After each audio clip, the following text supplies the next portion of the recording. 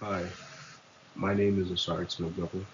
I'm a machine learning analyst student in Norquest College, and right now I'm here to present my research, which is on tackling income inequality through targeted healthcare policy implementation. So, firstly, let's go through the flow of the program. I'll first be giving you an introduction, which is understanding income-related health inequalities through insights and policy implications from health research conducted in Canada and the United States. Then we'll go over the methodological approach by my first research source, which was evaluating Canada income support strategies and programmatic interventions to address poverty and improve health outcomes, done by David in 2003. And then the next methodological approach by my next research source is done through assessing income related health inequalities using joint Canada US survey data and a particular statistic tool called Health Utility Index. After that, we will look at the key findings from both sources and then draw conclusions from these sources. After which, I will then give my own personal opinion.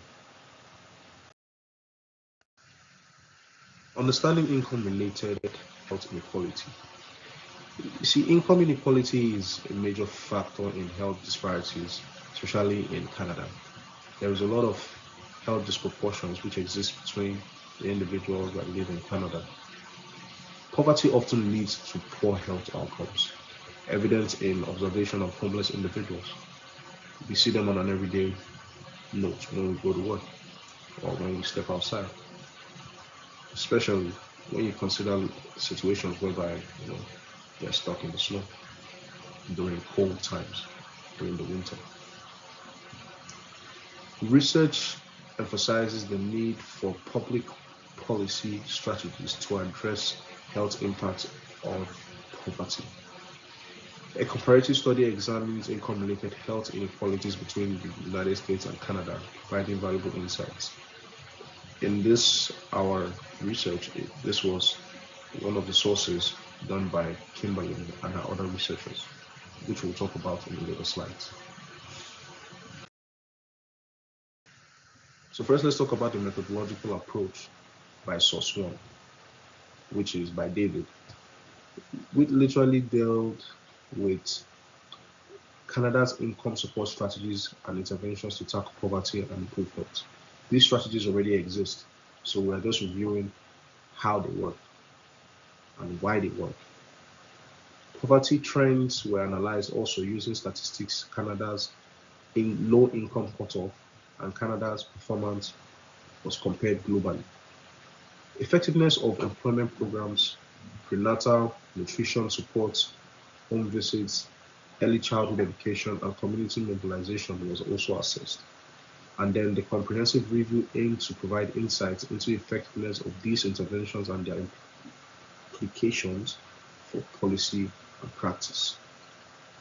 So we're going to look at what were the key findings while using this methodological approach in source one, but also in source two, we have assessing income related health inequalities using the joint Canada US survey data and a tool which we call the Health Utility Index, which I'll be referring to as HUI. So HUI is particularly a multidimensional preference-based measure of health status, which encompasses 8 domains: vision, hearing, speech, mobility, dexterity, cognition, emotion, and pain. So, analysis of income-related health inequalities was also done with standard approaches like the Health Lawrence curve and the Gini coefficient, where the Health Lawrence curve is literally a visual representation of the health distribution in a society, and then the Gini coefficient is a measurement using a scale of 0 to 1 to determine the quality of health in a society. So additionally, we have concentration curves and indexes, which were examined to understand variations in health outcomes across income levels. The study compared these inequalities between the United States and Canada, identifying contributing factors.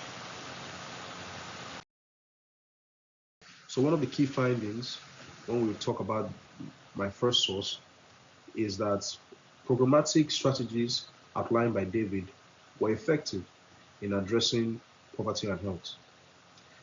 For example, employment and self-sufficiency programs in Ontario and the US reduced welfare dependency by 15%, which is quite a good number. Prenatal nutrition support decreased low birth weight incidence. That is, pregnant women were educated more on how to improve their fetal development. Home visiting programs improve parenting practices and maternal health, mental health. Also, infant preschools and school-age support programs enhance child development. Then we had community initiatives like Better Beginnings and Better Future. Better Beginnings and Better Future was a community initiative that focused on keeping a clean environment. It was like more of a community mobilization, and then it improved social support and reduced risk behaviors. Overall, these strategies effectively tackles poverty health impact. So in our second source, we then saw that the analysis showed that there was a lower mean health in the US compared to Canada, meaning that the health disparities is less in Canada than in the US. So that is to say that on these factors, which is age, education, and income, they represented the key factors in influencing these health outcomes in both regions. So also, it was noticed that lower education and income were associated with poorer health, particularly pronounced in the US. Also, marital status and lifestyle factors like obesity impacted health. Or we could also talk about healthcare and insurance coverage, which were also crucial because a lack of insurance and unmet healthcare contributed to disparities, especially in the US. Socioeconomic factors were primary drivers of health disparities, with healthcare system factors like insurance status playing a significant role in the US. Overall, our findings underscore the importance of addressing social economic disparities and improving healthcare access to reduce health inequities. So combining these both sources, what can we say is a way to tackle this tackle income inequality through healthcare policy implementation?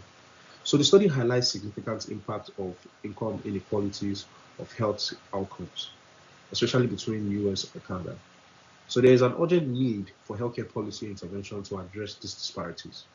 Thankfully, they already exist, but they can be further funded so that they can be more effective, which I'll give in my personal opinion. They propose intervention which is already like expanding on those employment programs, enhancing prenatal nutritional support. These are strategies that already exist. Investing in home visiting programs and prioritizing early childhood interventions and supporting community mobilization efforts.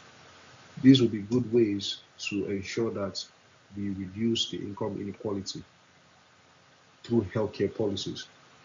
Also, addressing healthcare system factors like insurance coverage and promoting social determinants of health are crucial steps in reducing income-related health inequalities. So, in conclusion, my personal opinion is that implementing evidence-based policies and strategies is crucial to addressing the root causes of income disparities. We always have to make sure that we are already identified that we have existing strategies in Canada that have been proven to be effective in fighting these income inequalities.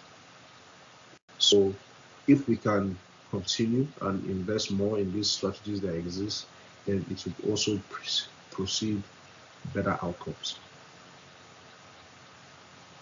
So This policy should also make sure that they aim to promote health equity and reduce health inequities. By doing so, the policymakers can contribute to building a more equitable and inclusive society. These are the references that I used for this presentation. Thank you and have a nice day.